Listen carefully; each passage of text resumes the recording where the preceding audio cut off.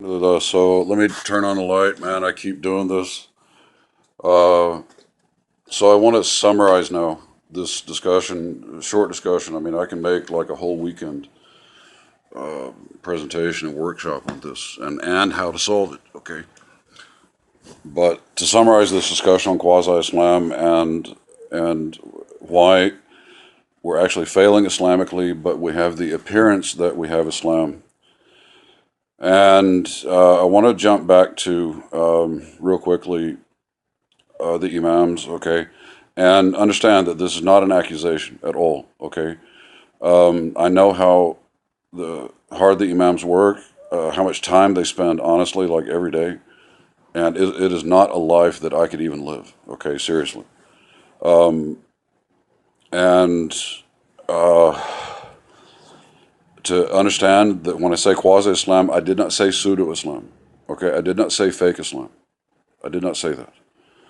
Quasi-Islam is a different concept. We need to understand it, okay? Because all it means really is that, okay, we have accepted certain practices, okay, that are from Islam, okay, but we haven't prioritized and we haven't set the priorities for Islam in America, okay? Or we set the priorities based on what the Muslims knew, and what they knew was Islam in Karachi, Islam in Cairo, Islam in Amman, Islam in Casablanca.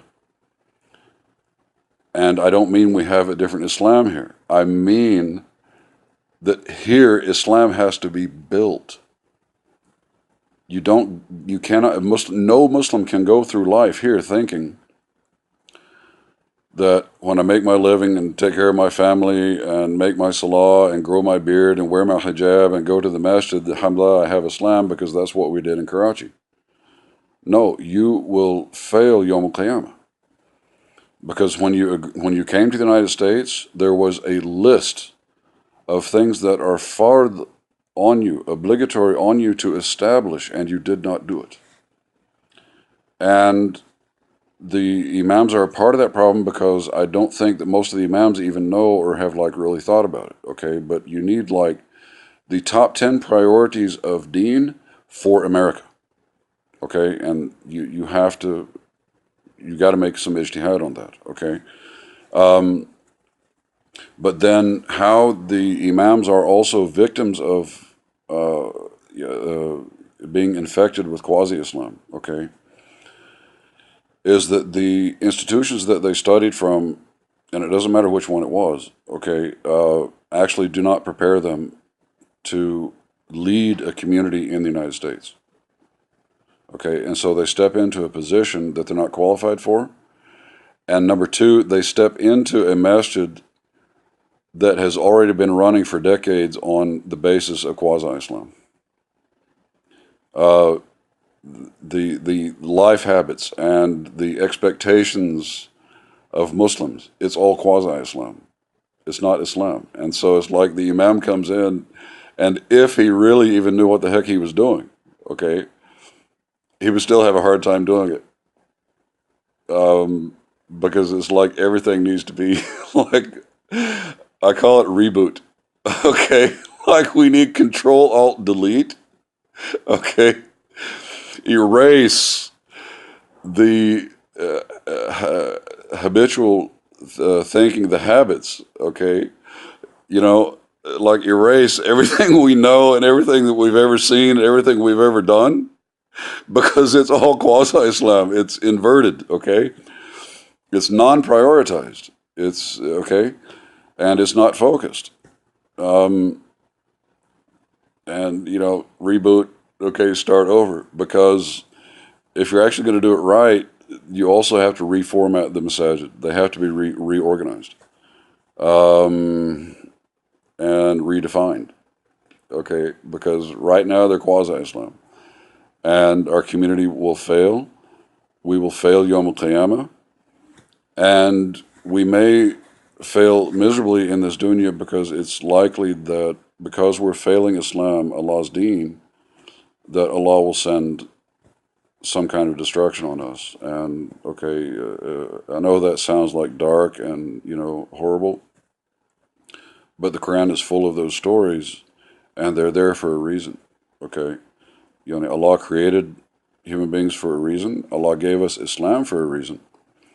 And if we didn't learn it and learn it properly, and commit ourselves to doing things right, then we failed. And when we fail at things so important like converts and youth, ya Allah, then I'm just saying that, like, from a Sharia standpoint, okay, from a standpoint of the Deen and its objectives, that we're in danger of Allah destroying us. Okay, and I mean that just like very seriously. Okay, and so I want every imam to think about it.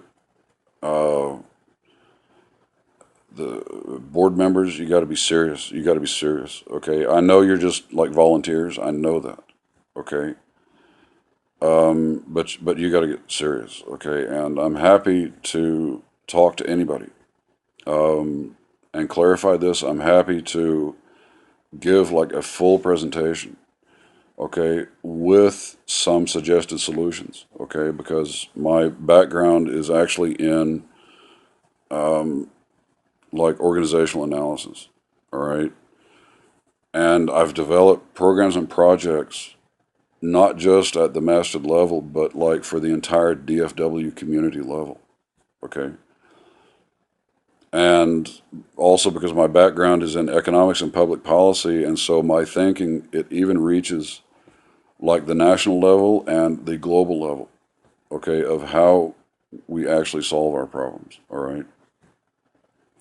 But this is, extremely serious. So I really, truly hope that this has been beneficial, because it's a tragic thing, and Rasulullah Sallallahu Alaihi Wasallam has also warned us, okay, about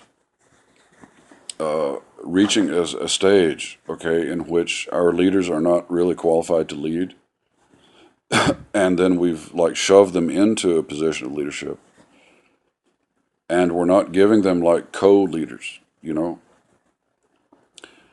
and then because they're really not fully keen on really what needs to be done, then they're perpetuating things that need to be changed, okay? And Rasulullah's specific warning is that, like the entire community together ends up going astray, okay? The leaders and the entire community, okay? And that's in various hadith. And the Imams who studied hadith, you know this, okay? And again, this is not an accusation. It's actually a realization. It's an empathy, because I understand your qualifications and I understand your limitations.